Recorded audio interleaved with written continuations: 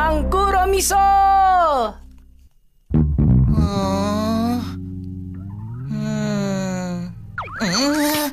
Okay. Wow, nakakabilib. Sobrang seryoso siya ngayon ah. Kahit na nahihirapan siya. Ha?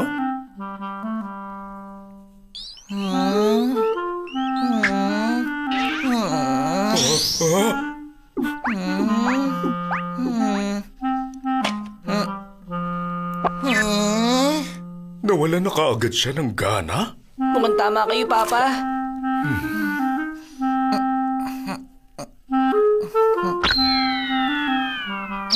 Ano ba yan? Ano pa naman yan? Hindi niya talaga kaya mag-concentrate sa mga ginagawa niya. Sa totoo po, malaking improvement to kasi di pa rin po siya umalis sa kinauupuan niya. Naku po, nakatulog na pala siya. Di ako makapaniwala. Gigisingin ko yan. Tapos na! Nagawa ko! Nakaya ko umupo rito sa loob ng isang oras! Oras na para maglaro! Yun ba ang ibig mo sabihin? Kaya pala nakatitig ka sa orasan. Hoy, Nobita! Ano pong problema, Papa?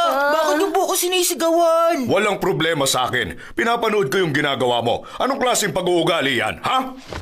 Maupo ka lang dyan, Nobita! Makinig ka sa akin. Kahit na nakaupo ka lang, dapat may gawin ka pa ring kapaki-pakinabang maliban sa paghihintay sa oras. Ha? Ha?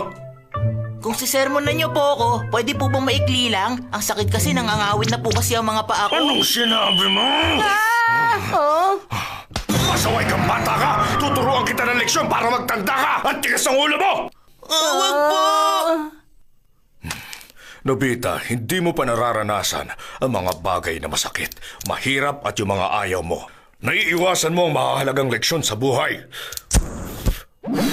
At wala ka man lang natututunan. Tama po kayo. Doraemon! Para kang tubig na tumataloy. Pababa lang ang agos, hindi man lang tumataas o umaakyat. Ganyan po talaga siya. Balang araw, malalaman mo na mali ang ginagawa mo. Magugulat ka kasi ang buhay mo nasa pinakamababang antas.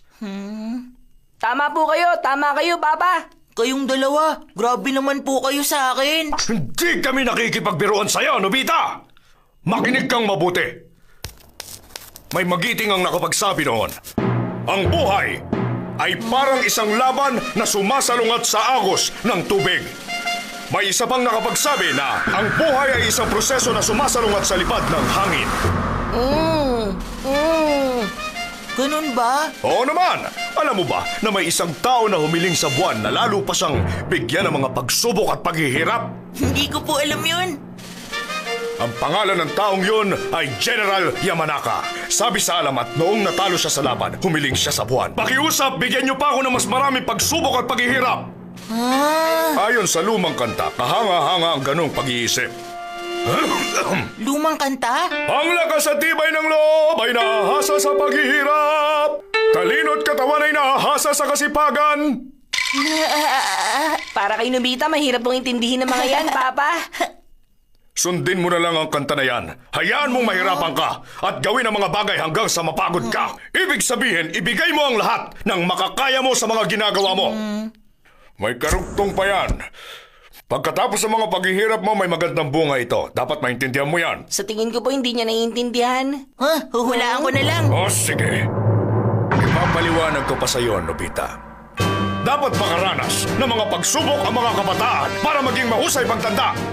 Naiintindihan mo? Yun lang pala eh. Noong unang panahon, seryoso at istrikto ang mga tao pagdating sa mga training nila. Kaya nga, tama yon. Mas mabibigyan mo ng kahalagahan ng buhay pag ganon. Mas mabibigyan kahalagahan ng buhay ko? Pwede ka pa, Nobita.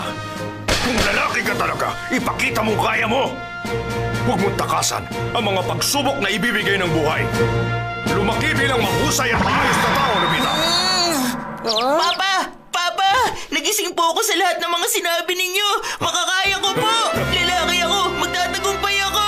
Naku, mabuti, Nobita. Ibigay mo best mo. Ang bilis naman, nakapag-desisyon ka na agad-agad. Doraemon! Ibibigay ko ang best ko! Kaya naman ilabas mo na! Ilabas ko ang ano! Ilabas mo na ang gadget na magagamit ko para makaranas ako ng mga paghihirap at pagsubok. Magaling! Ganyan dapat, Nobita!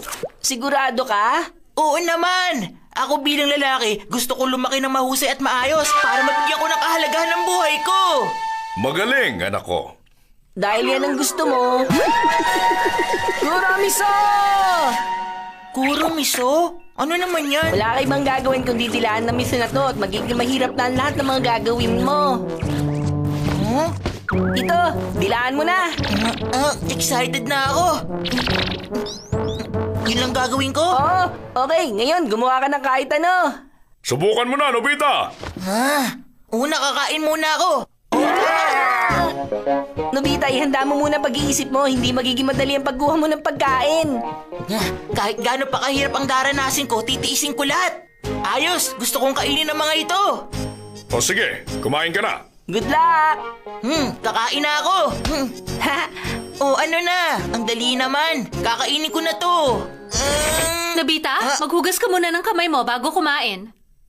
Ano ba yan? Ay. Sabi sa'yo mayroong pagsubok ka agad, hindi ba?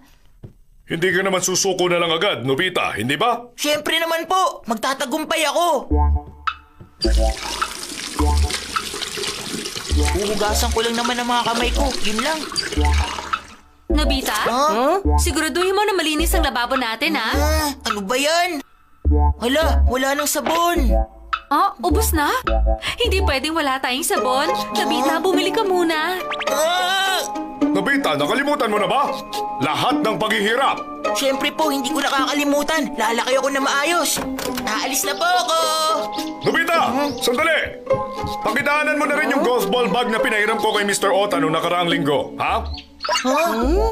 Lalaki ka na maayos dahil sa mga pagsubok na ito. Sige po. Ay, gusto ko lang naman kumain ng mga biskwit eh. Pero di ako magpapatalo.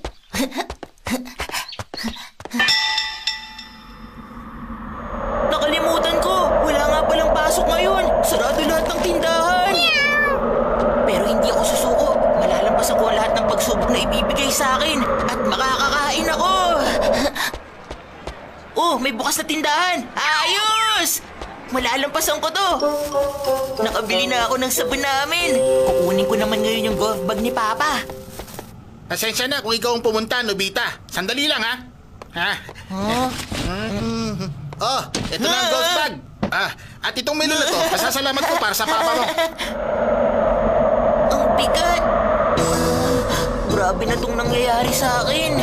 Ang buhay ay parang isang laban na sumasalungat sa agos ng tubig. Hindi lang yun. Ang buhay ay isang proseso na sumasalungat sa lipad ng hangin. Hindi ako magpapatalo. Lalaki ako na maayos. Hindi ako magpapatalo. Lalaki ako na maayos. Ay, Nobita! Ang galing! Yan ang anak ko si Nobita! Tunay nga sa lalaki! Dahan-dahan lang sa pagkain, Nobita. O, kumusta? Mas masarap ang mga biskwit pagkatapos mong paghirapan, hindi ba? Parang wala namang nagbago. Ganun ba? Papa, sandali. Pwede po bang magtanong? Kailangan ko po ba talagang dumaan sa napakaraming pagsubok para lang makapagmerienda? Talaga naman ang batang ito. Wala pa rin siyang pinagbago. Eh di kung ganun po, Papa, bakit hindi niyo po subukan kumain ng miso? Baka magbago pang paniniwala niyo. Akin na nga!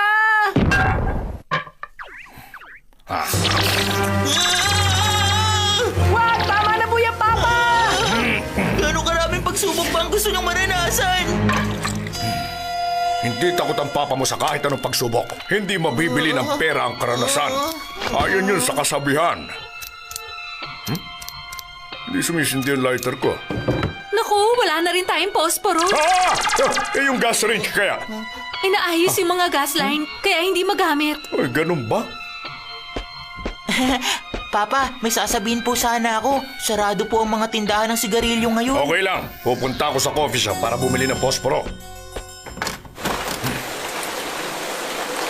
Ang lakas pala ng ulan ngayon.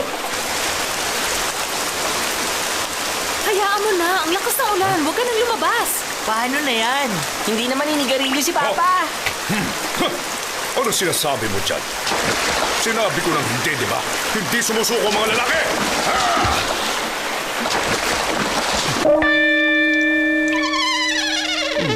Hala, parang basang sisiw. Nakabili po ba kayo ng posporo? Oo naman. Makinig ka, Nobita. Pag nagdesisyon ang lalaki, magagawa niya ang lahat. Kahit ulan, di siya mapipigilan.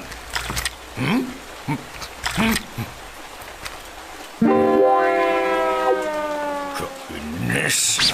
Hindi pa tapos ang pagsubok! Pahingi ng Eto tawel! na.